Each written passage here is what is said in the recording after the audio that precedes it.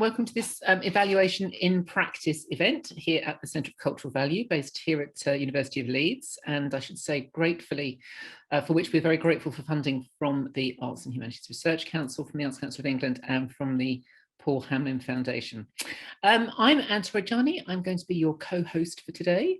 I'm very part-time the co-director of the Centre for Cultural Value, and most of my time I'm the CEO of the audience agency, the Charity for Cultural Participation and Engagement, as we like to say.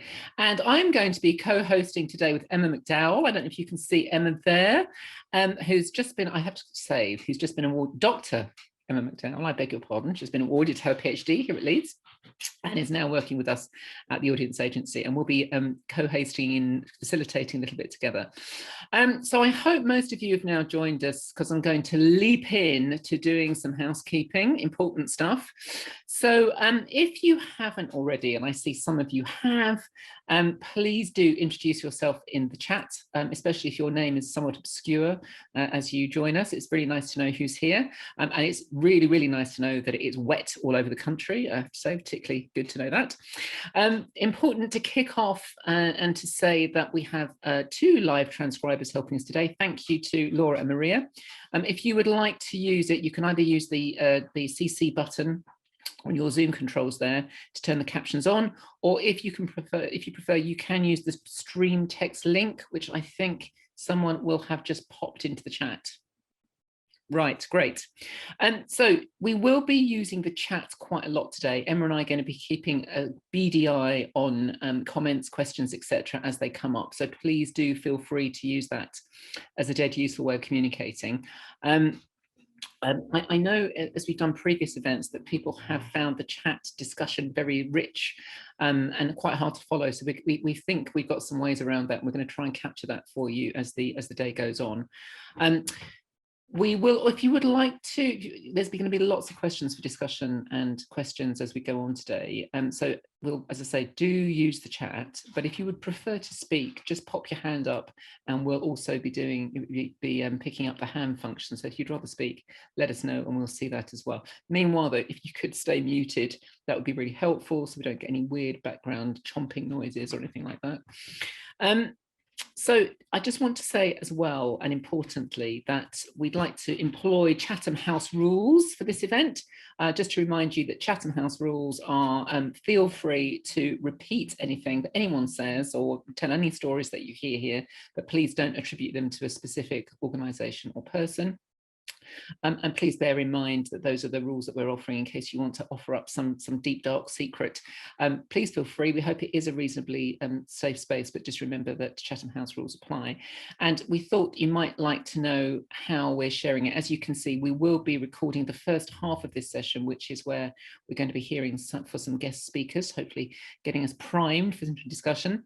But we won't be recording the second part, where we're going to be having quite a lot of breakout discussions. You'll notice later on that we'll be using a Miro board to hopefully record some juicy interaction, but that will be available to all of you, but not made public to anybody else outside of it. But we will be using all of the conversation to feed into a blog post and reflections that I think Emma's going to be doing for us afterwards. Again, Chatham House rules might apply there unless you specifically would like us to attribute something to you. So far, so good. All make sense? Talk more slowly, Anne? Usually.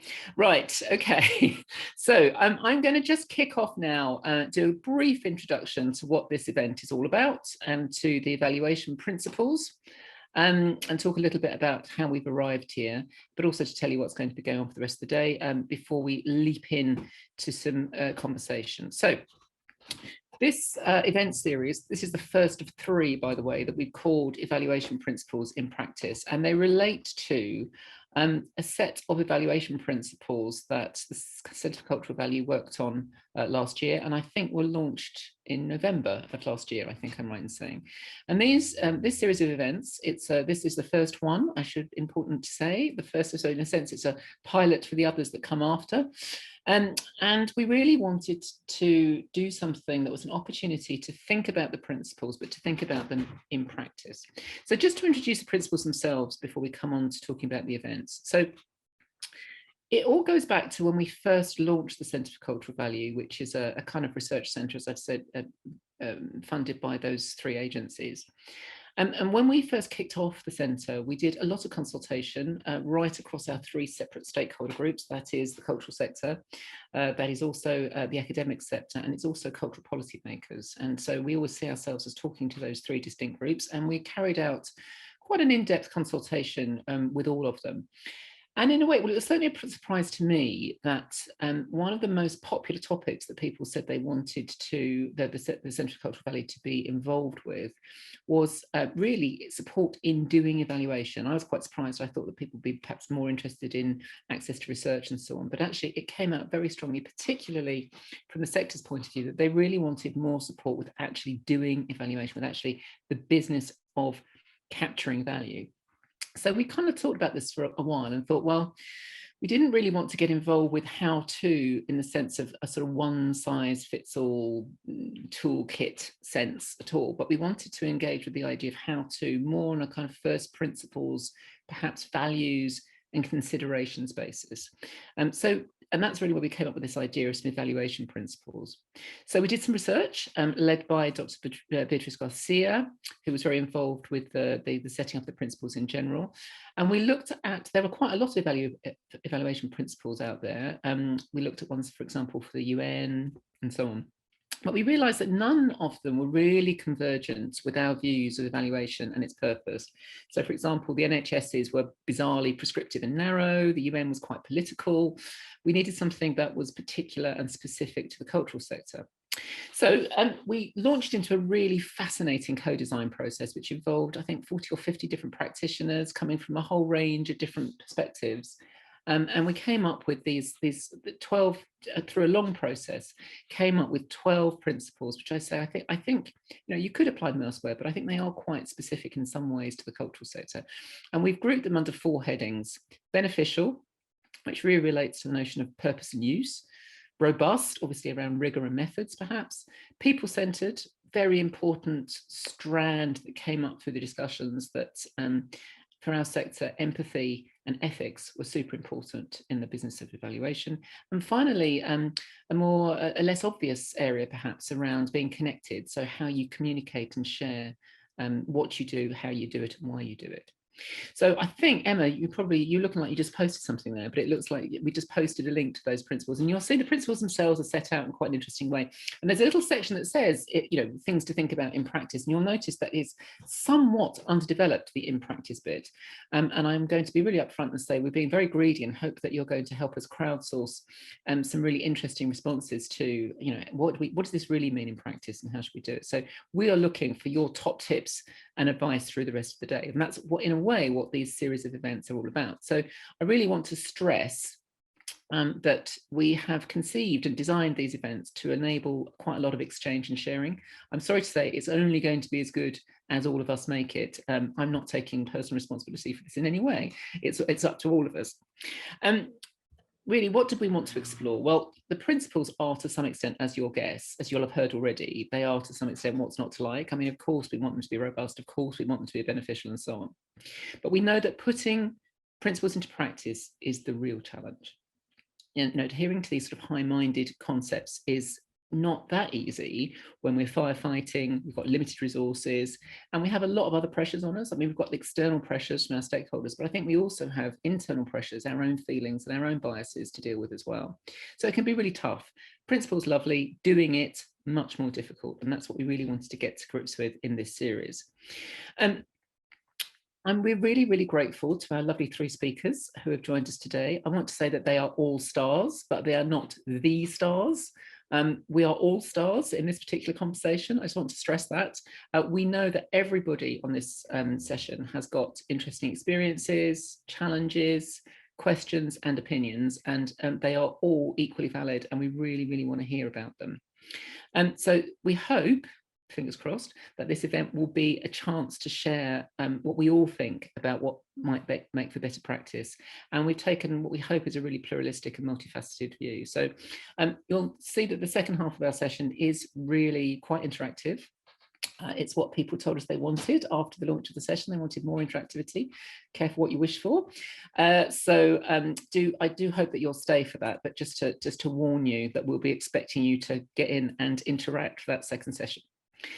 So just to come on to what is this first of the series of 3 at the moment session all about. So this one we called Evaluation for Learning and Change. I assume you had a little look at that when you booked it. Nevertheless, I guess that learning and change, committed to learning and change, is the first principle that we list on all of the evaluation principles. And I suppose because in a sense it is the first principle in every sense, it's probably the most important. It's the reason for being, if you like. And I think it gets to grips with one of the key themes for the Centre of Cultural Value. So I think for us as a research centre, if we campaign for anything, it's for this idea that evaluation, capturing value, should be about learning and change, rather than proving what we think we already know or demonstrating to others that we're marvellous all the time. So this idea that actually committed to learning and change is an underlying principle for the centre as well. And that is exactly what we're going to hope to get to grips with today. Easy to say, but how do we actually do it? How do we learn from our evaluation? So what's going to happen? We're going to hear from our speakers. They've all got very different experiences and perspectives. And as I say, we very much welcome that. We're then going to have a panel discussion. Come on in for that. We've got some questions, of course, that we'll be burning to ask them, but we hope you have too. I'm going to ask you to save your questions to the end so we can feed them into that discussion. As we stressed, use the chat, put your hand up, Emma and I will be looking out for that. We'll then be having a short break and we'll be coming over to you. We've got 45 minutes for a really, hopefully, a well-crafted, facilitated conversation. We're asking you to get into groups and to share some ideas there. We'll get back together around about 4:15-ish, and we'll close dead on 4:30. As I say, this is our first session. Really hope it works. Your feedback will be very valuable to us. So obviously, even if it doesn't, it was all worth it for the learning. So now, without further ado, I see Suzanne is here. I'm going as the first of our speakers. So I'm going to just quickly introduce them. I'm going to let them, in fact, introduce themselves in their own words. But in a moment, we're going to hear from Suzanne Gorman, who's the artistic director of Maya Productions. Then from Kate Thompson, who's the audience research and insight manager at the Institute at the Imperial War Museum. My cat would like to join us, as is always the case. And then finally, last word to Dawn Cameron, who's the director of Armstrong Cameron and a specialist evaluation company. And as I say, then we're going to go into a discussion. So without more ado, Suzanne, I'm going to stop waffling on and hand over to you. Please take it away. Thank you very much. And hello, everyone. And yes, really excited to be here this afternoon. I'm Suzanne Gorman. I'm the artistic director of Maya Productions, as Anna said. And personally, I've worked in theatre for over 25 years, maybe 30 actually, not quite. And I've worked as a theatre director, a facilitator, and more recently also actually as a researcher and also a coach. And today what I wanted to do was really share with you some of the work that we do at Maya Productions, which is actually all about change. That's what we look to do, is we create change. You know, we make diverse theatre to create change. Our vision is of a world where everyone, regardless of age or ability, culture or class, does have access to good quality theatre experiences. So at Maya, what we look to do is we try to kind of bring together organisations and individuals who passionately want their work to enable social change. But for us in particular, it's about racial justice in the arts. And so the way that we do this is we do this in 3 ways. Firstly, we make work, that's theatre work, that's led by South Asian, African diaspora or other global majority artists. Secondly, we engage with young people and also underrepresented communities through participation projects. And finally, we promote workforce diversity across the arts. And just kind of wanting to kind of recognize, I suppose, we are at this small organization, and I must admit, to be honest, navigating evaluation can be particularly challenging, and you know, today I think is quite a good example of the things that, you know, we're doing as a small organization. We have a deadline for a funding application for the full program of a playwriting project that we did the pilot of this year. And actually, we've also got the deadline for the evaluation report to one of our funders on the same day. We're applying for funding for next year's iteration at the same time as we're actually writing and going over and processing our evaluation. And so we're constantly kind of trying to think about how that learning from last time is also then being applied in the planning for our next project. And so, you know, this is a good example. On one sense, I can give myself like a really good pat on the back to say, because one of the things that our evaluation last time discovered is that during our baseline questionnaires, I think we had 75 young people who 79% of those said that they'd never been to the theatre before. And so actually our particular project was a playwriting project, but you know, what we've taken from that very, you know, clearly the learning there is that next time we are including a visit to a theatre. So it's not just that people are writing plays and within that school context, we're doing that. So that's one clear bit of learning that we can say. But then what we did do, despite having to try to go through the best evaluation process ever, we'd got baseline questionnaires, we've got midpoint questionnaires, we've got video interviews, we've got photography, we've documented, we've got reflections from tutors. But what happened at the end was that our end project questionnaire, despite our best efforts, because it happened at the time of the end of the school year, we were not able to actually collect absolutely everything that we wanted to. So I just felt like, actually, you know, we'd done so much, focused so much on trying to capture evaluation, impact data in so many different ways within this particular project.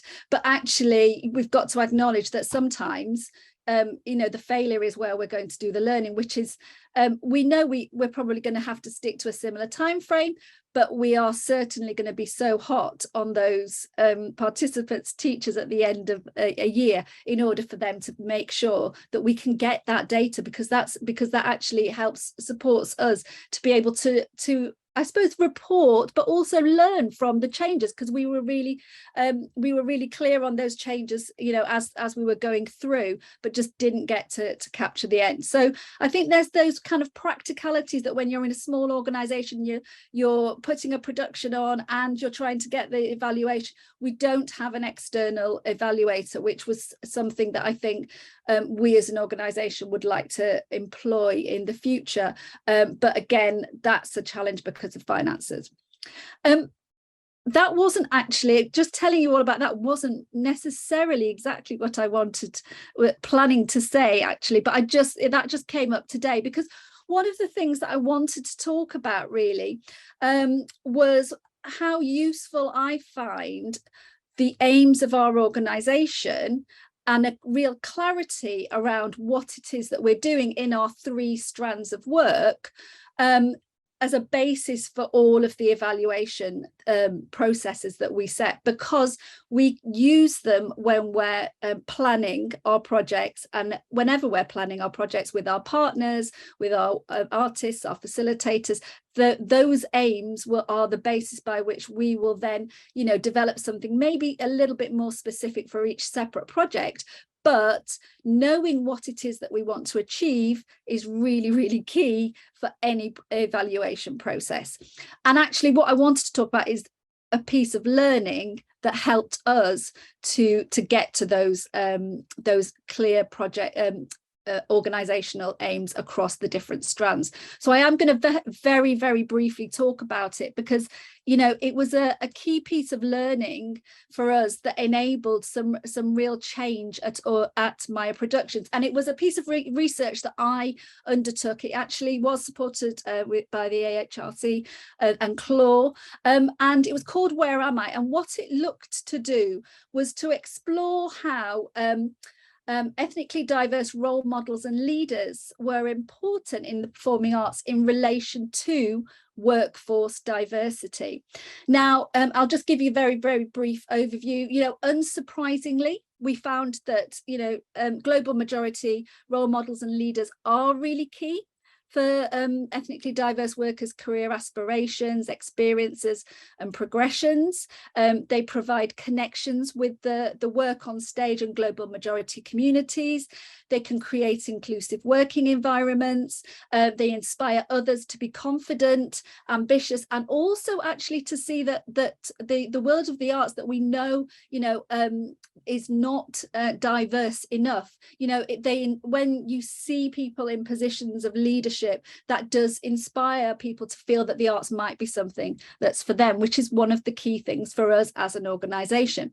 But what was actually really interesting, which I think is interesting for us as an organization, was that we discovered practical functions that these role models did that then influence the way in which we work. So a bright light is a short-term role model function. It's something that's an experience that can be just like a light switch. It's instantaneous, but it can have far-reaching consequences.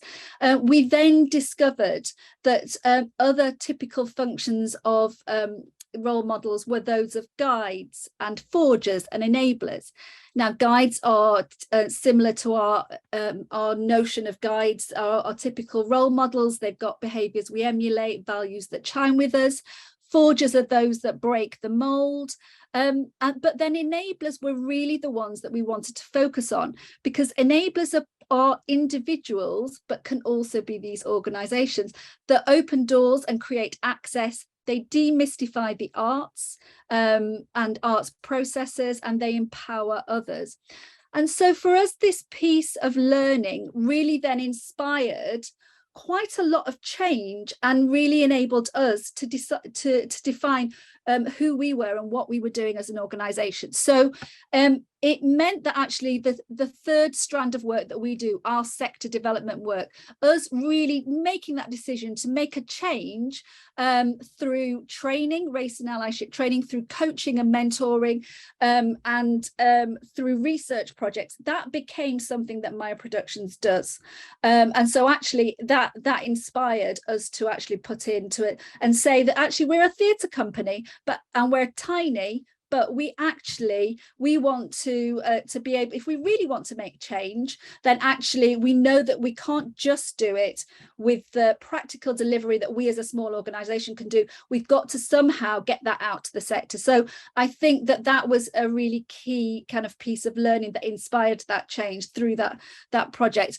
The other thing is it changed how we make theatre, and I think this is really important when we look at evaluation and reflection and feedback, because then all of our professionally developed shows will work with community groups who are connected to the world of that play. And so what we look to do, in fact, I'll give you an example. We're working on a play called Benny and the Grey Cats. It's a new musical. It tells the migration story of an Anglo-Indian family who moved from South India to Sheffield in the 1960s.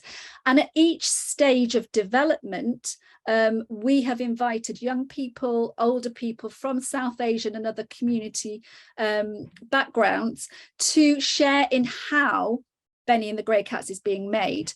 And it's been through workshops, through showing the work, through sharing the process and inviting that feedback. And it means that our potential audiences are actually involved in the creation of our work because their feedback supports us to make the choices to take that going forwards. but it also reflects for us, another thing that's really key is that it's those role models. It reflects that people from ethnically diverse backgrounds can be leading the way and supporting, you know, confidence in the industry. And what it also we enable now is that all of our kind of community projects will also then be kind of taking forward the process. It's that demystifying that we discovered, because we actually invite them to take the same processes forwards in the way that we have made our work. So what it's really done is able us to kind of merge these and allow that kind of conversation to actually support the change that we need to see in the development of our work.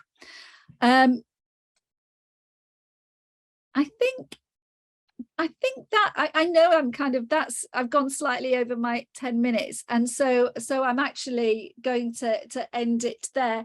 For us, you know, that piece of work solidified our foundations from which everything kind of spurs from, and that is to do with the planning, that's to do with who we recruit, and how we then also interact and engage with our participants, our beneficiaries, our freelancers, in order to then really enable all the work at every stage to have that impact that we want, that we know that came from that particular piece of work. Thank you. Wow, amazing, Suzanne. What a fantastic kind of crystal example of how evaluation impacts your leadership as a creative leader, as well as a sort of organizational leader. I can't wait. There's lots to talk about, I think, around that story. Fabulous. Right, thank you so much. I think we're now going to hand over to Kate Thompson, who is the Audiences Insights Manager. I think I've got that right, Kate. I think it's a fairly new role. Enough. I can't always remember it. For the Imperial War Museum. So Kate, I'm going to hand over to you. Absolutely. Let me just share my my screen. So if you guys can just confirm that you can see that. Yeah, that's perfect, Kate. Great. Okay. So yeah, I actually didn't anticipate speaking at this. I started about 6 months ago. I reached out to Emma to try to join the panel or the session, just because it was full. And now I'm speaking here. So part of what I wanted to talk to you guys about, I mean, I've only been here 6 months, so I'm still learning things as well. But I am working with my boss, who's the head of the program office, so really focused on change management within the organization. And we're trying to put that into practice on the evaluation side. So before this, I was working in visitor data for Washington, D.C. for the tourism office. And I worked a lot with the Smithsonian museums over there. A lot of that was based on audiences and marketing, but I'm really excited to be getting a little bit more involved on the museum side specifically. So IWM has always had a history of evaluation. We have tailored practices set up across a lot of different departments, public programming, as well as some of our work with academics. And depending on the project, we're generating front-end, formative, summative, audience research, lots of different things using both internal methods and external evaluators. Now, I spend part of my time on that visitor data, so exit surveys and everything else that we're getting. And the rest of it is focused on evaluation. So that's really where we're trying to build up this culture of change. Between my boss, part of his time and mine, we don't have enough capacity to manage all of these projects. So a lot of it winds up going out to the departments, and we support them on the front end. We support them to create these evaluation plans as they're putting together surveys, as they're working with external vendors and choosing them, and the back end. But the day-to-day winds up being theirs, and depending on the size of the project, they take more ownership than not. So our goal in the future is to grow this team, ideally have at least one person reporting to me who can help us work on that more strategic side, and someone who can do a little bit more of the day-to-day. But at the moment, what we're doing is creating a central bank of all of our past evaluations. I arrived and it turned out the evaluations are spread pretty far across the organization. Some of the bigger ones were already resting in a folder for me. But the smaller ones and the ones from a few years ago, all of those are coming together. And so we're using that so that when a team comes to us with a new project that they're working on, we can go back and see what is similar to what we've done.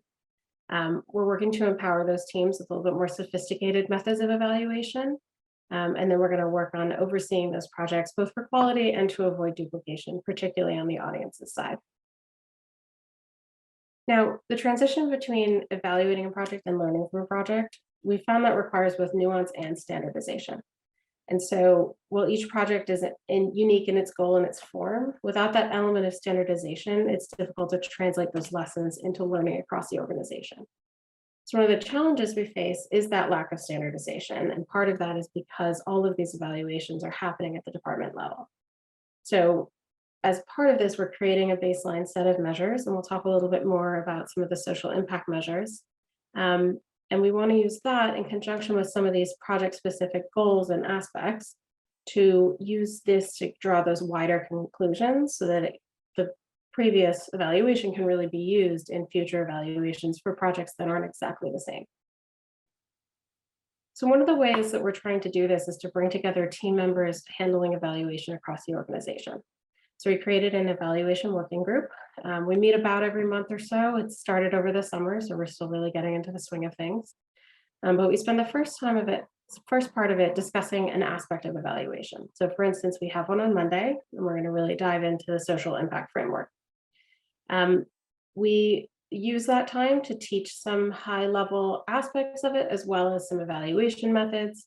And then we empower these team members to go back to their own teams, because you may have 4 people in the exhibitions team doing a little bit of evaluation, and we bring the person who's trying to bring that together, and then they can translate it back to their teams. The second half of the evaluation is a lot like what we're doing in the second half of this meeting. It's really focused on knowledge sharing. It's a chance for them to bring their projects, both what they're working on, as well as maybe some past projects, and find some commonalities between what they're doing in evaluation. And it was really great in the last meeting to see them just helping one another. Someone saying, I don't know how to ask this, or I have no idea how to approach this. And someone else piping in and saying, oh, 2 years ago, we did a project like that, and this is what we used. And that's great for me because I haven't been here that long, and I don't have a lot of that institutional knowledge. And so bringing that in, I get to learn from them, and they get to learn from one another. Another piece of this standardization aspect is bringing some of the smaller programming, all of that, the surveys and the sort of not quite full evaluations, bringing that in-house. So our goal is to increase the use of those targeted, really thoughtful surveys to get the feedback from the stakeholders within these groups. So sometimes that's visitors or academics or anyone else we're working with. Some of these teams are already running surveys. We have a family programming team that we'll talk about a little bit later. They run surveys of every single activity they do. So we're working with them to try to make all of those surveys comparable and then bring it into how we compare it to the rest of the organization. So other places we haven't used surveys very much, or they've really relied on external evaluation and one-off projects. We're now in a position where we don't have a lot of the additional funding that we've had in the past. So we have an upcoming exhibition. There is not funding for an external evaluation. And so we're focused on how do we make the best of what we have in-house. So we're expanding the use of these in-house surveys. The internal surveys will let us have a standard set of metrics that applies across all different kinds of activities. And then we'll have something that's more subject-based and focused on the learning outcomes for that team specifically and for that project. That way we're able to reserve some of the bespoke evaluations for the big projects, the new permanent exhibitions, major changes, things that really do require that extensive evaluation and someplace where we can bring in an external evaluator to get the full view of that project. Now, last fall, which was probably around the same time that the new evaluation principles were released, IWM rolled out our social impact framework. So this was all done before I was here. But it's the result of extensive internal work as well as work with an external team. And the project really identified ways that IWM can measure the larger impact of our work. So in the past, we've often relied on visitation, satisfaction, some of those commercial metrics. But this is a way to ultimately get us back to the goal of the organization and make sure we're measuring that. So the overarching social impact goal for IWM You can see it right here, to help people become global citizens by increasing understanding of today's global issues through exploring the causes, course, and consequence of war. And that's really this causes, course, and consequence of war you just hear over and over at the museum. This is what we do. So it's broken down into 4 areas you can see on here. So improving well-being through connectivity, providing leadership, supporting communities and placemaking, and then the one we're going to focus on is encouraging reflective behaviors.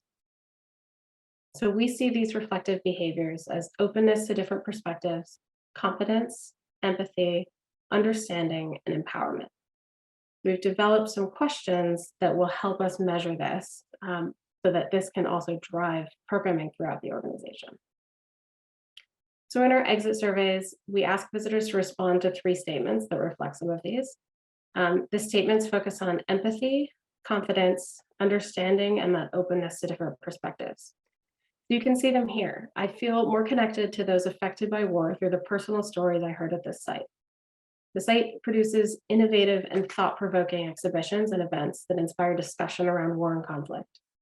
And my visit today has helped me think about war and conflict from a perspective I hadn't previously considered.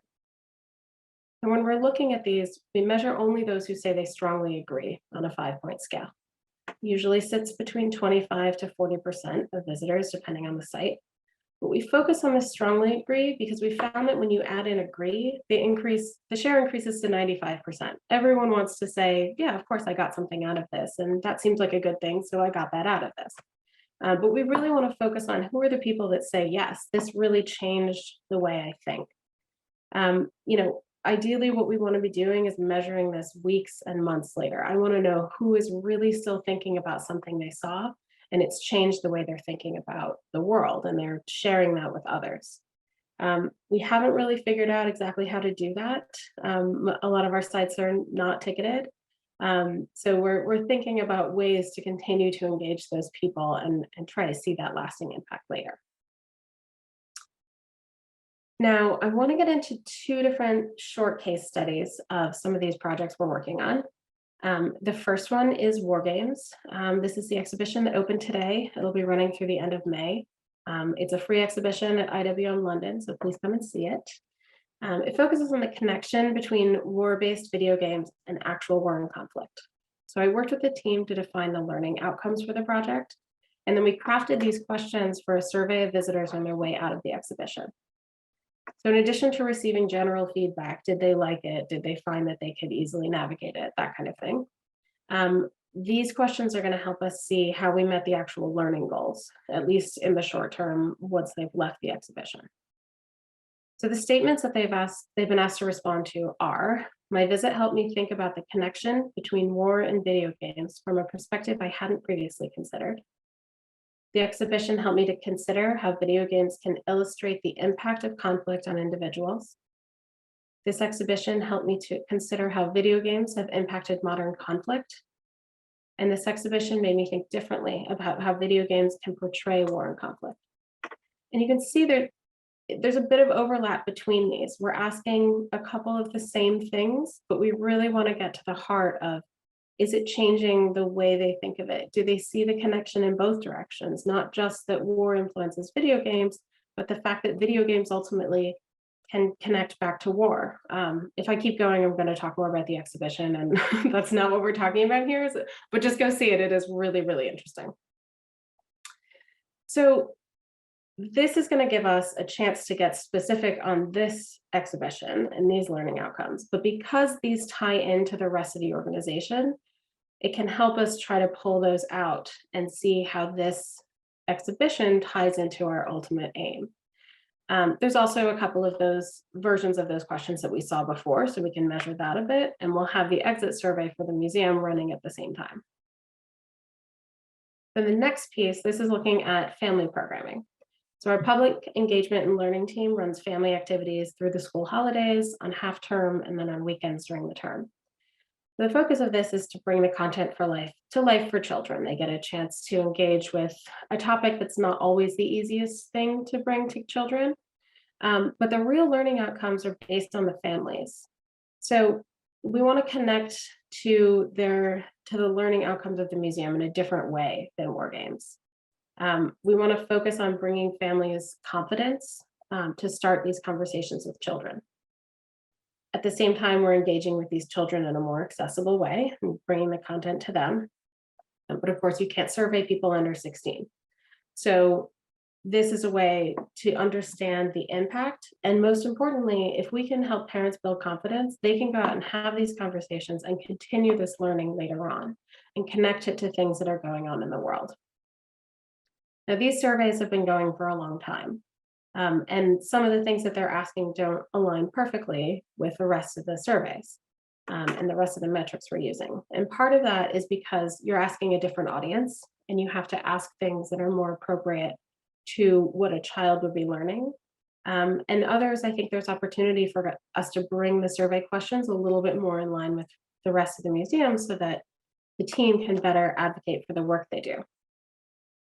So their questions are taking part in the activities has helped us make connections to events of the past rather than war and conflict. Taking part in the activities has enabled us to consider different ways war and conflict has impacted society. And taking part in the activities has helped us feel more confident to discuss war and conflict. Now, given the ongoing programming, this survey will continue to evolve as the programming changes. So the idea behind this is to give them a baseline survey that will have a standard set of metrics, and then a couple of modules they can drop in depending if they're having an activity table or they have a trail or more specific types of things, as well as a place where they can put in those learning outcome statements and make sure they're gathering the information from that as well. So ultimately, that's the goal of these evaluations. We want to create opportunities for teams to measure the success of their projects, learn from their past work, and apply that across the organization. But evaluation for us is a way to measure the impact of the organization as a whole. So we're here to provide a public service, educating the public on war and conflict and empowering them to act, showing them the world from a new perspective and building empathy for others. So if we can measure the real and lasting impact we have on people, that creates opportunities for us to expand our work and our impact on the world. But thank you so much for your time today. I'm happy to speak to any of you in the future. My email address is on here and I'll have them share that afterwards so that you guys can reach out. Thank you. Fantastic. Thank you so much, Kate. And I think, well, thank you for your generosity in offering to share some of that thinking. I have to say, well, it was one of your colleagues from the Imperial War Museum who was there at that initial consultation and was very, brought some brilliant insights around just how difficult trying to capture some of these really complex outcomes and impacts that we want to have on the world and some of the challenges around that. And I just think that's a fantastic object lesson in how we try and not shy away from the complexity of the things that we want to achieve in such a brilliantly systematic way. I have to say, I've been dying to hear more about the social impact frameworks. It's really, really interesting insight. Again, I'm going to save myself because I'm going to give Dawn her 10 minutes. So finally, can I ask, thank you very much, Kate. Dawn, can I ask you to come in and have your last presentation for this afternoon? Director of Armstrong Cameron, please have the last word. Okay. I hope you can all hear me and see me okay. Really good to hear from Suzanne and from Kate and to hear about their sort of contrasting but really rigorous approaches to evaluation. In the evaluation practice that I'm involved in as an evaluator, I like to incorporate story and personal narrative, and that involves asking people to expose something of themselves and their thoughts and feelings to me. So it seems only fair, really, that I let you know who I am. So that's what I'm going to start off by doing. So I've done all sorts of things over the years, from working in a Black Women's Refuge to managing a substance misuse project, to heading up an equality services team, to heading up a development team at a housing association.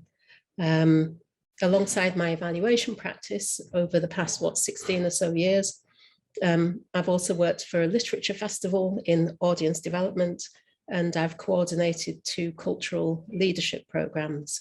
I'm probably about 97 at this stage. I think probably the most accurate thing to say about my career is that it's been really varied, and that probably means that I'm adaptable, and it certainly means that I've got to be prepared to learn. Getting on to evaluation. My introduction to evaluation came when I was 31, and I started a master's in social and public policy at the University of Leeds. I was really fortunate on 2 counts. Firstly, because my employer paid for the course.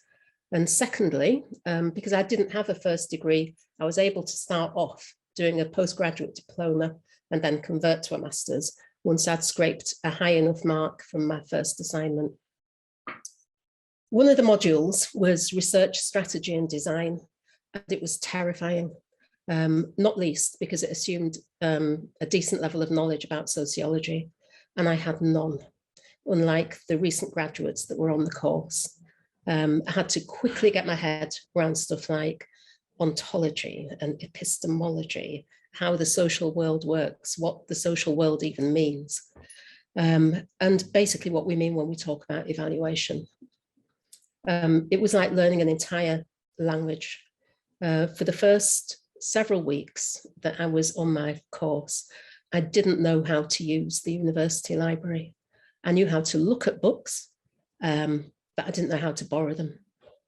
I felt embarrassed and stupid and despondent in my first seminar, though probably nowhere near as despondent as my kids, whom I dragged to the university library every weekend.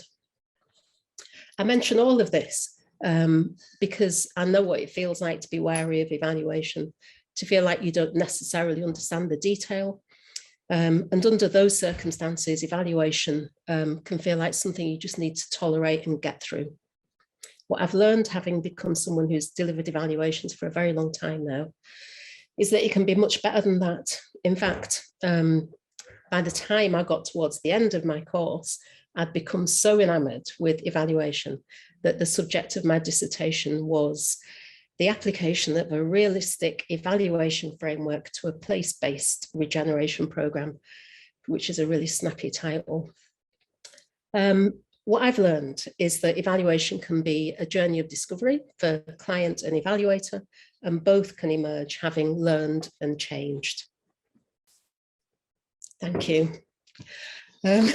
Over the next 5 minutes, I'm going to share with you a few observations gleaned from evaluating creative programs delivered by large, medium-sized and small organizations over the years. So one of the key questions that the session seeks to answer is how do we design evaluation for learning and not just reporting? I think a way of doing that is to start by being really thoughtful about the claims that we make for our programs when we present them to prospective funders. If you make overblown claims in project design, they will be exposed in the evaluation. In designing projects and programs of work, we should think really carefully about things like causation. Is it really demonstrably true, for example, that participating in X, Y, or Z project will enhance someone's sense of well-being? And how will you measure that? And do you actually have the resources to measure that? We were approached a few years ago to evaluate a project which claimed that active engagement with a particular art form would improve attainment in a STEM subject. And that's a bold claim. In the event, it really wasn't possible to prove or disprove it. And also within the constraints of a really tiny budget, how would you go about creating an evaluation design that would test that hypothesis? Secondly, if you want evaluation to lead to learning and change, I think that you have to be open to both of those as desired outcomes. Sometimes organizations engage evaluators simply because it's a requirement of funding or because they want an advocacy document. And both of these, I think, are problematic motivations. If you're doing it because the funder says you have to, it'll feel like an imposition. And if you're expecting an advocacy document, you're kind of presuming that the outcomes of the evaluation are going to be exclusively or largely positive. We completed a report for an organisation which, looking back, I think commissioned an evaluation because it was required by the funder. 4 years later, it was publicly vilified, the organisation was, for really poor practice. the practice for which they were taken to task and which resulted in heads rolling had been highlighted, discussed and dismissed in the report that we'd written for them 4 years previously. However, for whatever reason, they weren't at the time open to learning and change. And that cost them really dear. They'd have been advised perhaps to have a look at our website where we've got loads of quotes. And one of them is by James Baldwin. And what he says is, not everything that is faced can be changed, but nothing can be changed until it is faced. So to learn, you have to first admit that there's stuff that you might not already know. And that's not always easy to do. I think it can be especially difficult for organisations which consider themselves to be exemplars in a field and or are acknowledged to be experts, whatever that means. The problem can be that if your reputation rests on perceived expertise, what do you have to learn? What we tend to do in our practice is at the outset of an evaluation, we have an inception meeting, not unusual, where we'll talk to the client about what they want to know that they don't know yet. Essentially, together, we're designing some evaluation questions, but in doing so, I think, we're sort of acknowledging that there's stuff that none of us yet know and that we're going to learn, that we're all going to learn over the course of an evaluation. Another thing we try and do at inception meetings is a quick exercise where we ask the team that we're working with to think about how people feel about giving and receiving critical feedback. And we do that because it kind of feels important to acknowledge that people receive feedback, of which evaluation is one type, first of all, as human beings. And if people receive feedback in a defensive way, for example, that's not going to be helpful in terms of learning from it. And similarly, if we as evaluators deliver feedback in a judgmental way, that's going to prevent people from acting on it as well. So getting all of that stuff, those sort of conversations out into the open can be really helpful. And it can allow for a conversation about how going forwards we communicate with each other. I think it's kind of helpful if, as a client, you're open to uncovering unexpected outcomes from projects and programs of work. Projects, it's not generally with a project a matter of it either succeeding or failing. One thing I know for certain, and it's something that I originally learned in the research strategy and design module at Leeds University, is that projects don't work in uniform ways for every person, every time. The thrill of evaluation is to find out what works, how, for whom, and under what circumstances. And you should appoint an evaluator who's open to those possibilities. Well, I think you should. One of the first evaluations I did on my own was of a service for young people who were vulnerably housed. The service included training, education, ESOL, information, advice and guidance. And it was a really nice project and it was really well liked. I wanted to find out what its critical success factors were, what made it so effective. So I spoke to some of the people who used the service. Without exception, one of the things that they all spoke about was the fact that they got free tea and coffee and that they could use the laundry facilities at the space. That's not to say that the information, advice and guidance they received wasn't important, it really was. But those added benefits, those apparently peripheral benefits, were what got people through the door so that they could actually be receptive to the services on offer. Finally, I think it's really important for clients to select the right evaluator, for you and for your organization. To do that, I think that clients should familiarize themselves with evaluators' work. You should look at previous evaluation reports that they've completed. Do you like their approach? Are the methods they seem to favor likely to work well in your context? Are they too academic or are they too anecdotal? You need to evaluate the evaluator. And once you've done that, engage them as early as you can in the project delivery so that they're able to walk alongside you rather than observing you from a distance. Thank you. Oh, I'm a bit awed, really. I want to say thank you very much, Dawn. That's just brilliant to remind us that evaluation is essentially is a very human process involving human beings, which I suspect is a really, really good place for us to start this conversation. So that was just fantastic. Well, thank you, all three of you. I think you can already, we've got some conversations going on in the chat. So can I just open us up to some discussion now? As I say, I think Emma and I have got loads of questions, right? But we're very happy to stand aside for yours or to involve them as well. So do please put your hand up, we can see them, or pop any questions that you have in the chat. And meanwhile, I'm going to just leap in and start asking some questions. Emma, is there anything you were burning to, or shall I kick off? No, you kick off, Anne. I think I'm still sort of mulling over. I know, that's my privilege, I think, to grab the space. So something that I was really fascinated to hear all of you talking about, actually, although I think you all did it in incredibly different ways, was really to hear you all talking about how, in the end, being able to capture value and being able to learn is all about clarity of original purpose. I think you all talked about it in incredibly different ways, actually. But just to pick up on that theme, can I come to you, Suzanne, first, just because we haven't seen you for a while, just to ask you a little bit about that question of, you said that how important that was for you, that your organisational aims are very clear, and in a way they're the touchstone that brings together all your learning.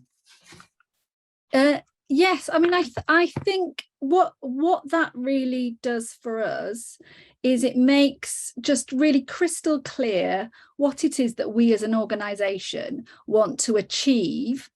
And I mean, I think it's just really simple. So it means that when we are looking to create a programme of work, we are very, very clear whether if it meets our aims, if whatever we're creating needs to meet our aims. But also, I think when you're looking at, because we're project funded, so everything we have to go out to other funders, then one of the kind of useful elements of that is that actually you can really see whether what it is that you're proposing that meets your own aims, is it actually going to meet a funder's aims, and therefore in best case scenario you're never going to be approaching funders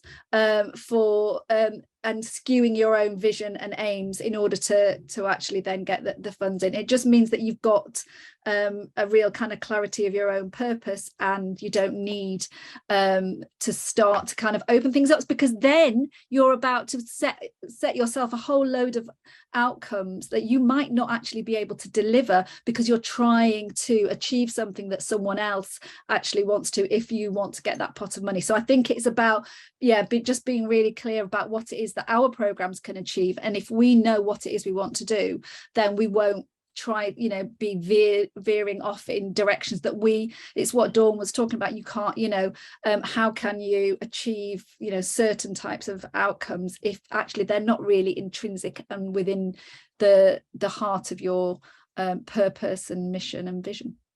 I think it's a really interesting issue, really, isn't it? Because we know. I mean, I think it was really good that you kicked us off with the reality that quite often we are, applying for money. Our evaluation is an important way that we convince people that we are valuable for public money and so on. So, I mean, the reality is that we are often doing evaluation to help us to bring in resources and so on. That's just the world we live in. But actually, I really like that idea that there is a way of holding on to your integrity and all of that, and actually that there's something about being clear about what you're trying to do and why you're trying to do it that helps you to kind of to live with that, so any sort of contradictions there. Actually, I was thinking, Kate, when you were talking about how much of your process, I really like this idea of sort of embedding a culture of evaluation inside the organisation. And it sounded to me like quite a lot of your process was about helping your colleagues to articulate what they were really trying to do, so that actually, again, sort of, that actually, in a way, the evaluation process is about being clarity of purpose. That seemed to be at the heart of what you were talking about. Yeah, absolutely. And I think there are some groups that have a great sense of exactly what they're doing and why they're doing it. I think the family programming team has been going, and they know the point of it, schools programming, things like that. I think sometimes the exhibitions because they're so different every time, that's maybe a little bit more difficult to be quite so clear on what they're trying to do. There's also a lot of outside forces that come into exhibitions. Sometimes it's that, you know, we're trying to be more topical. Sometimes there's a new collection that we have access to. And so things sometimes start rolling that don't necessarily have the learning outcomes connected to them. So the War Games exhibition was pretty well fully developed by the time I got there, and they had a general sense of, you know, what the direction was with the narrative and everything. But in terms of those defining those specific learning outcomes, that's what we did together to make sure that they were things that we could measure and that things that they could go back at the end and say, how did we do against these? So that's kind of the big piece for us. I think it helps, you know, we do work with external funders. It's not something that I've done as much at the moment. Mine's more focused on things that are funded within the museum budget. But the social impact piece has really helped to give this clear umbrella of what are we doing and how are we aligning with that. So I think depending on the team, some teams already understand that and are helping to pull their goals in. Some teams are trying to connect those dots, and that's part of what we're going to talk about on Monday when we go through this with these teams and get them on board. But that's been a big piece of this, is trying to make sure that everyone knows exactly why they're doing something before we get into that evaluation process. Yeah, I was, you know, it really resonated the way you were talking about sort of negotiating and you know, co-designing, that idea of, you know, that you know, we often think about co-designing processes or you know, the activities, but the idea that you actually might co-design a sense about what you're really trying to do, you know, the articulation of that is quite a negotiated process. And I think, Dawn, you know, there was obviously resonated when you said we've got to stop making overblown claims for what we do. But what happens as an evaluator, as a professional evaluator who is coming in as an independent, how do you deal with that when you know, you're looking at something and thinking, well, that might win you the contract or get you lots of brownie points, but I'm not sure that we're ever going to be able to help you to understand whether that's it. What do you do? How do you deal with overblown claims when you see a client, not mentioning any names, when you see a client putting them in front of you? Well, that happens less often now, because we're really choosy about the jobs that we do. But it has happened in the past. I remember years ago, we obviously, I'm anonymizing this, we evaluate, it was outside the arts and cultural sector, but we evaluated a huge national project. And what had happened there was they'd engaged a fundraiser who was brilliant at raising money, and this person had sort of unlocked the secret almost of how to raise hundreds of thousands of pounds from a particular funder, and, you know, repeated that process over and over again very successfully. But it became clear as we worked with them that the numbers of beneficiaries, for example, had simply been calculated on the basis of what they pretty much knew would sort of guarantee them funding. And, you know, the consequences of that were terrible, really. I mean, I think they were really bad for, you know, the individual members of staff who were tasked with attempting somehow to deliver these outcomes, which weren't really possible. And, you know, you had really good staff working as well as they possibly could, but quite simply could not achieve the outcomes that were expected of them. And we couldn't, I think there's a lot to be said for, you know, being creative and imaginative about how you measure and count, as long as it can be justified. But there was no way that we as evaluators could actually magic up what they expected. And in the end, we walked away from that. Okay. From that. We've walked away from 2 evaluation. That was one of them. That's what I would do. You know, I mean, you know, it's interesting, but it's difficult as if you're if that's an important client, isn't it? I mean, I think it's a bold thing to do, but when you I mean, I think it's quite interesting actually. It was a real theme of your piece around the boldness and courage it takes to actually do evaluation properly. I think that was sort of in there. I think I love that James Baldwin quote. I couldn't quite write it fast enough, but I love, that the implication of that is that it takes to do it well requires courage. I thought that was really in that, so and it requires courage perhaps to walk away from those things as well, which I thought was a really interesting take on it, that actually doing it properly means facing your demons to some extent. And I really like that what you said about talking to people in the first place around how do you like your feedback? I mean, how do you take, that actually if you're going to create a trusting kind of space of openness. You talked about the importance of openness, but actually you talked about, so tell us a bit about how that conversation goes, because when someone says, I'm scared of it, what do you do? Yeah. Do they say that overtly as well?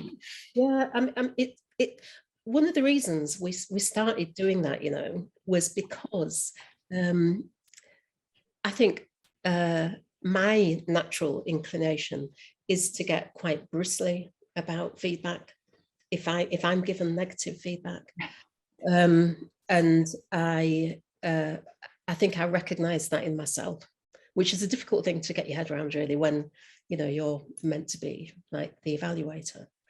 But what had happened was we delivered an evaluation to a client, and there was something that they weren't happy with at all, not at all happy with, and I found it really hurtful receiving that feedback, and so we sort of myself and my partner sort of talked about that a little bit, and just read. I knew that I couldn't carry on evaluating projects if I wasn't able to deal with difficult feedback myself. And I don't think I'm alone in that. I think lots of people find feedback difficult.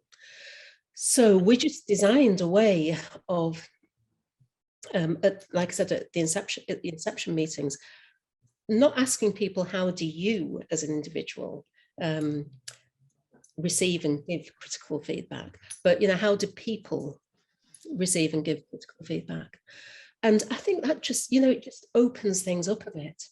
And you can kind of tell when people are talking about themselves, but sort of slightly distancing themselves from that, which is absolutely fine and safe, most importantly. And I think people appreciate it. Yeah. But I think it comes to that, as evaluators or people bringing evaluation to an organization, recognizing that to do it well does take courage, and planning for that feels to me, I have to say, it's something I hadn't really thought about until we were having that conversation. But I think it is, really, really an interesting point. Now, I wanted to say that actually, I noticed just from a quick scanning of the names here that actually there are quite a few people with whom we remain and continue very grateful for having co-develop the principles with us. So lots of people who are specialist evaluators. So please feel free. There's some really great conversation happening in the chat. Have a good look at that. So lots of people sharing their expert view or inexpert view, whichever way around there. I noticed that among the questions, there's a theme. It's in a couple of different questions around. I think Emily Crossland is blooming quick.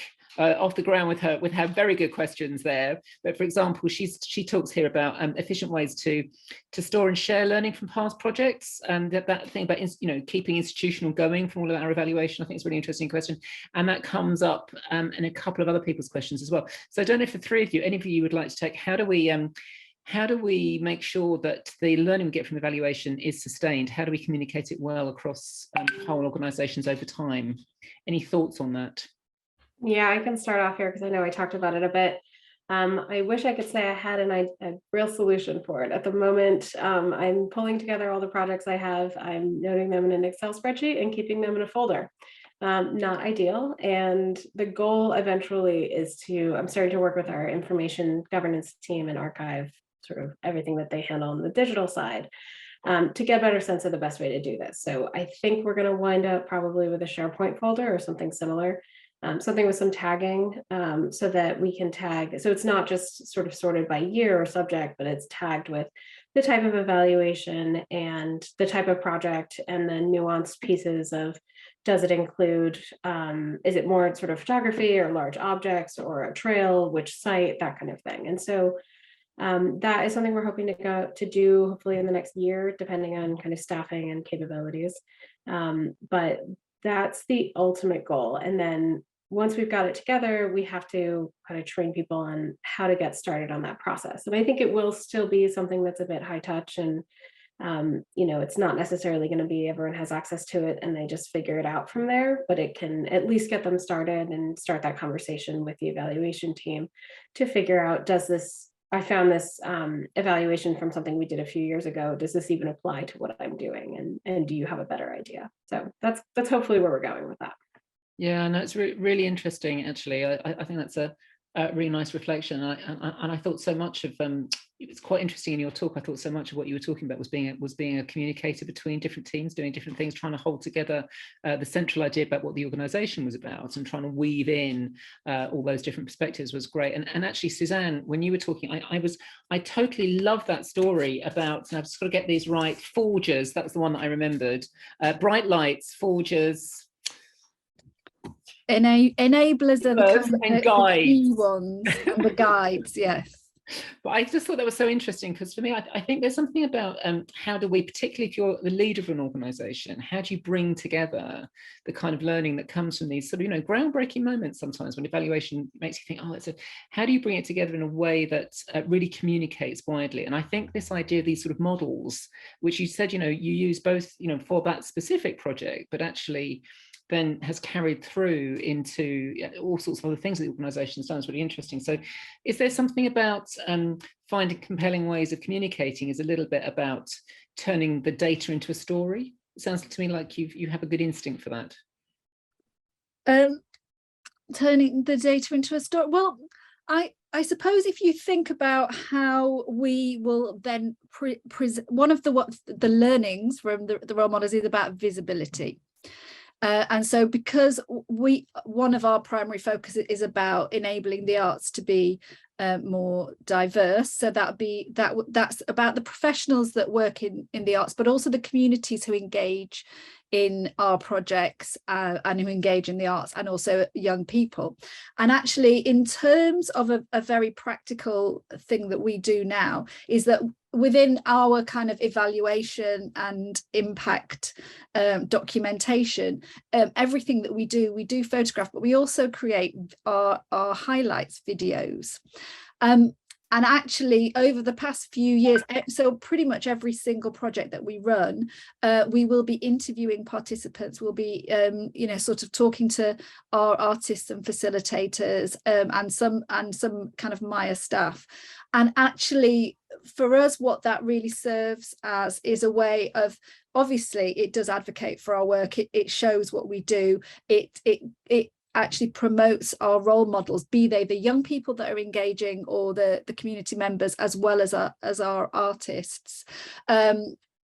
But it is also a way of us kind of, I suppose, communicating what it is that our data, what it is that we're doing, who we're working with, and how that's impacting on them, and also the sector and us as an organisation.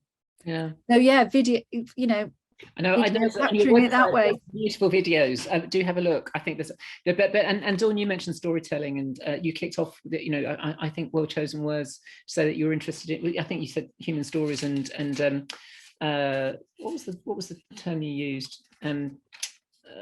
Personal narrative. Mm-hmm.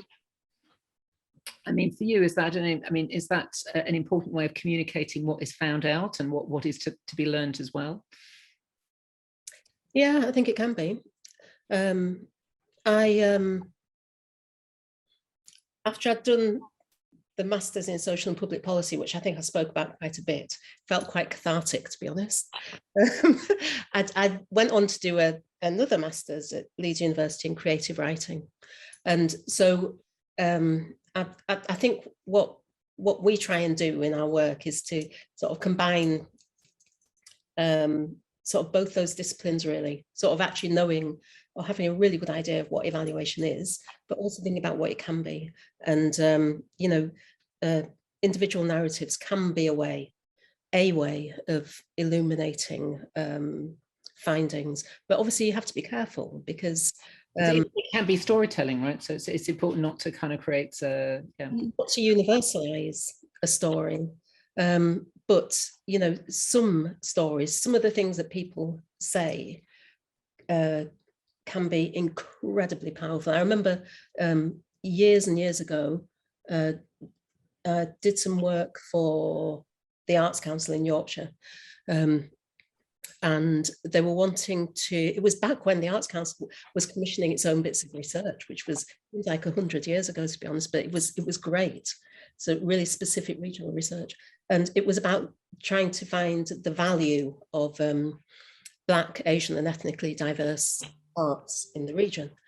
And so I was out sort of talking to a bunch of artists and funders and stakeholders, all sorts of people. And I spoke to an artist, and at the time everybody was using the term Black and minority ethnic, or BME. And I was talking to this artist and I said casually, oh, you know, something like, you know, what do you think is the value of BME arts in Yorkshire?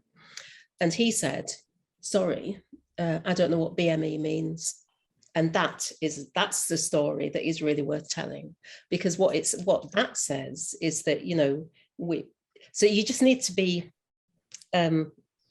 open to those sorts of little stories which tell you, for example, that sometimes the language we use to describe people doesn't even resonate with the people it's meant to describe. So those are the sort of stories that I think are, or vignettes that I think are really useful. That can trigger our thinking in different ways. I noticed that I'm being rather greedy, but there's some very interesting conversations going on in the chat. Some suggestions here from Marge here saying, I always ask clients whether it has to be a report, so there are better ways of communicating things as well there. There's a kind of an interesting strand, I think, going through the conversation about how much data is the right amount of data. Does it matter how big an organisation you are? Does it matter to the task?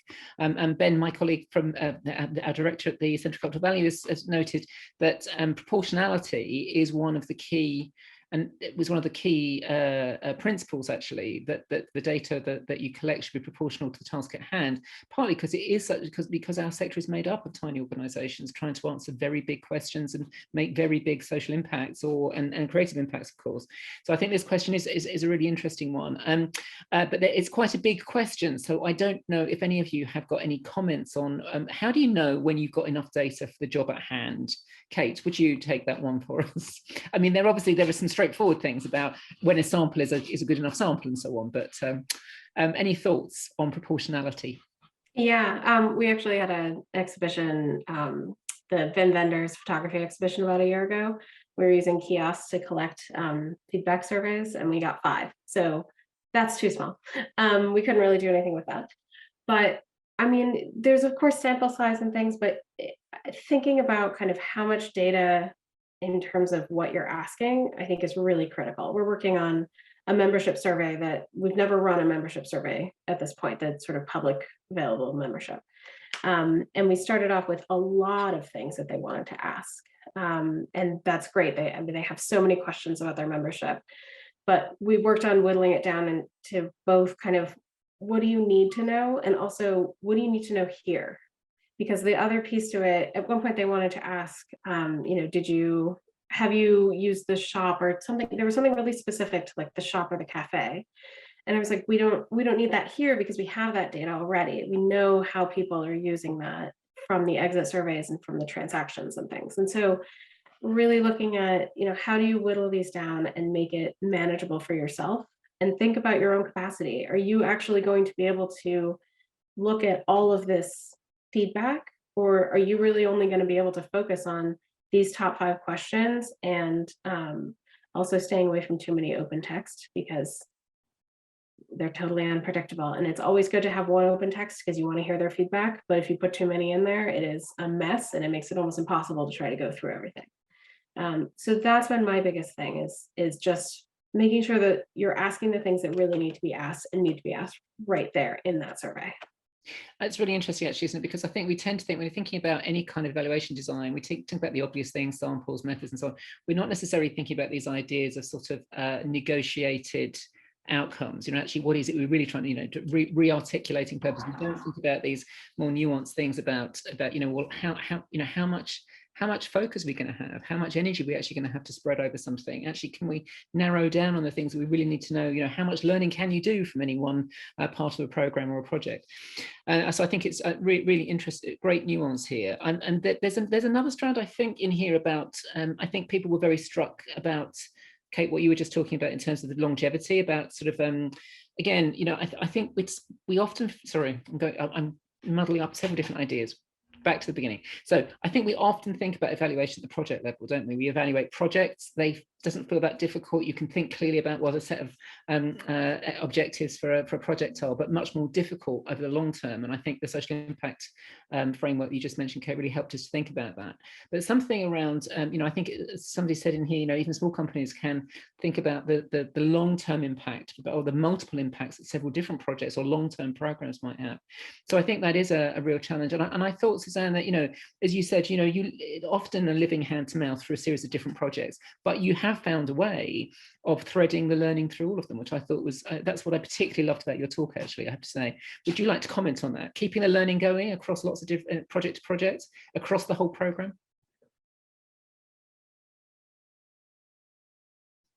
Unmute. Sorry. Oh yeah, I've unmuted myself. Yeah, I think keeping the learning going for us, I am going to maybe just talk about kind of how we've started to expand, maybe. So it's through particularly, say, learning through a project 1 year, and then deciding that we did feel it was a valuable project, and then choosing to therefore expand that project. Particularly the work we've been doing in, we started working with young people and women's groups in Sheffield on a particular project, Roots to Roots, and talking about my generation. We started that particular project, Roots to Roots, with young people 1 year. 2 years later, then we added a women's group, and then this year we worked with a women's group in Bradford, an older people's group in Croydon. We're working with a young people's group in Coventry, and also a young person's group in Sheffield. So I suppose keeping the learning going was actually through the sort of the impact that we had on that very first project inspired us to actually think this is something that is worth us continuing to engage with young people, and that opening up then the opportunity for what we were doing in one project with young people to then be actually resonating with a different group. And then for us, I suppose, because we're a small kind of London-based organisation, but we very much see our work needing to be national, because we're telling national stories, not London-centric stories. So actually, again, coming from that need for visibility and role models and working with communities that are underrepresented, that I don't know whether you'd say that was directly the learning from individual projects, but is the wider learning that we were like, well, actually we've done it now within one city, we're actually going to try to connect in other regional places, so that we can actually progress our mission, our aims, and our goals in more places, actually. So I think that actually but I think that growth is only possible if you're actually able to prepare yourself for it. So it doesn't happen quickly.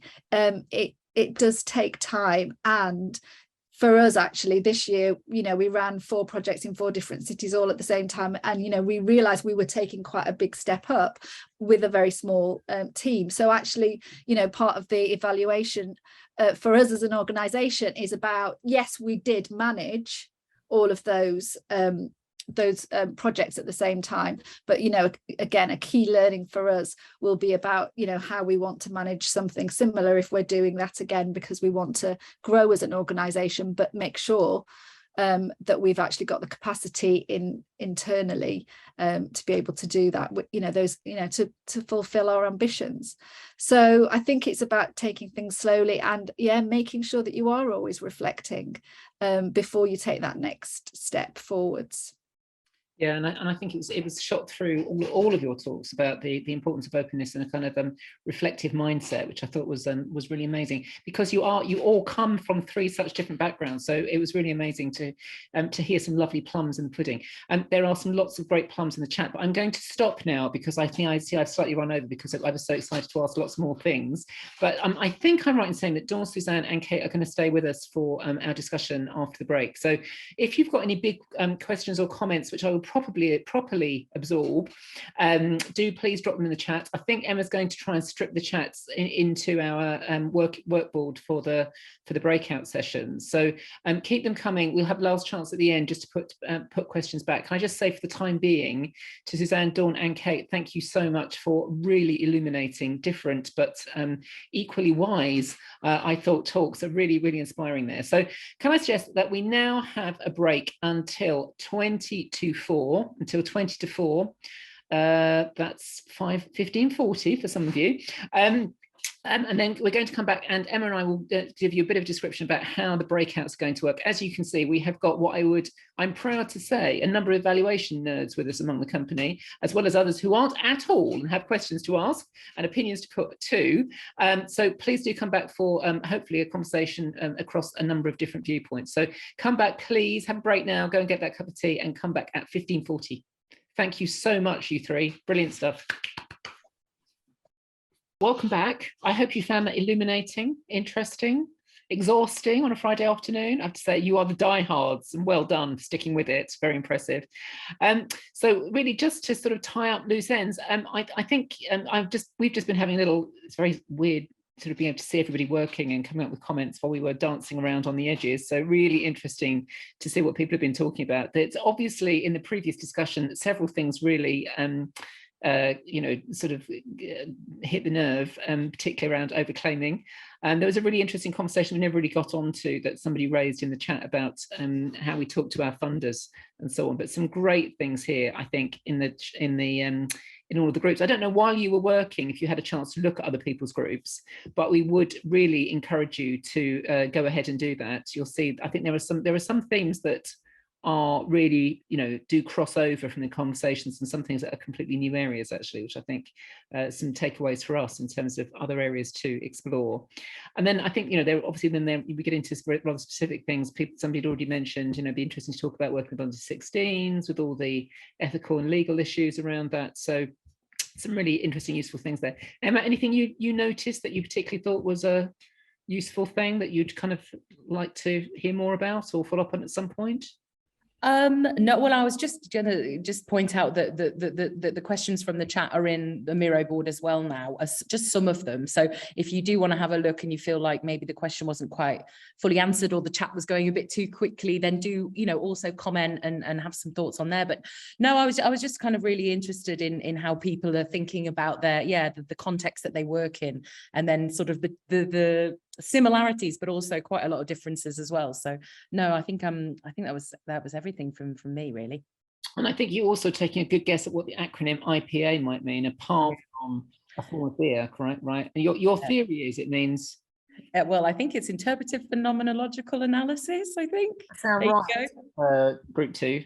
Roy's got his saying that's correct. Phew, because I was like, maybe they've just gone for an IPA down the pub. I was going to say, or they're calling for it now. So Roy, please stick a link in there while you can. Right. Anyway, so we would encourage you, do have a look at what other people are saying. Some really interesting stuff there. And thank you so much. Yes, my favorite topic, design thinking, lots of interesting things.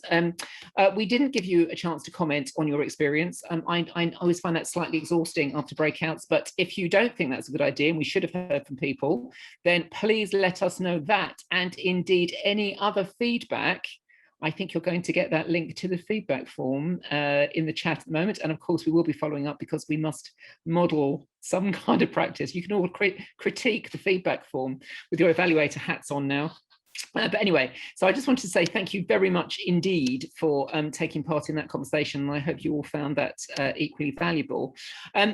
Basically then, just a couple of thoughts to go home with. We're going to leave that Miro board open for the next week. We did pop various things from the chat in there, so it's a kind of complete record in a way of our conversation. It's discreet, we're not sharing that with anybody else, but if you wanted to add thoughts or comments to that as we go, and indeed have a look at what other people wanted to say, and sometimes I think it's really useful to be able to go back to the conversation and reflect on it afterwards, so it'll be there.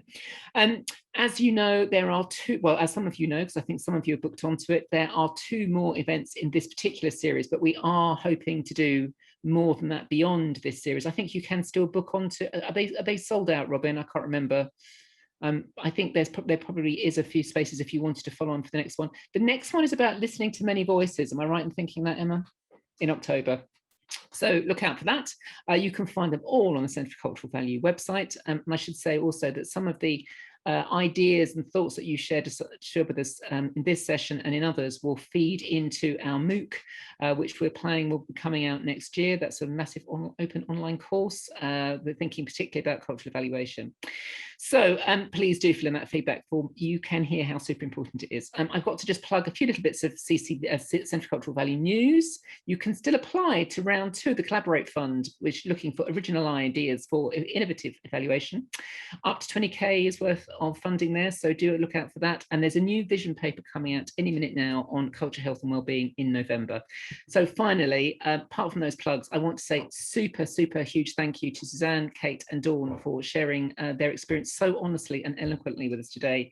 Thanks to captioners Laura and Maria for captioning away there, and also thanks to Robin, Adam and lots of Emma in organising today's event. You've been absolutely brilliant, but mostly to all of you for taking part. Really appreciate it. Lovely to see you and hope to see you soon. Thank you all. Farewell and happy weekend. It's now nearly there. Time for my PA. Great. Thank you all.